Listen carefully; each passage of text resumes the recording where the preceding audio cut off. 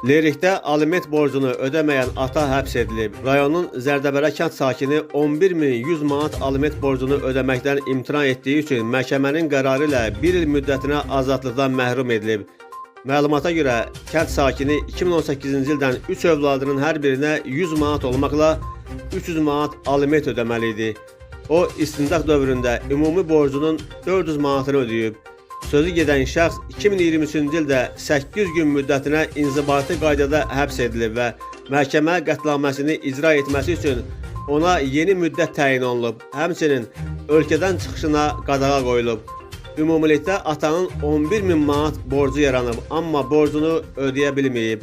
Ona görə də həmin şəxs Cinayət Məcəlləsinin 306.1-ci maddəsində nəzərdə tutulmuş cinayət əməlini törətməkdə təqsirli bilinərək 1 il müddətinə azadlıqdan məhrum etmə cəzasına məhkum edilib.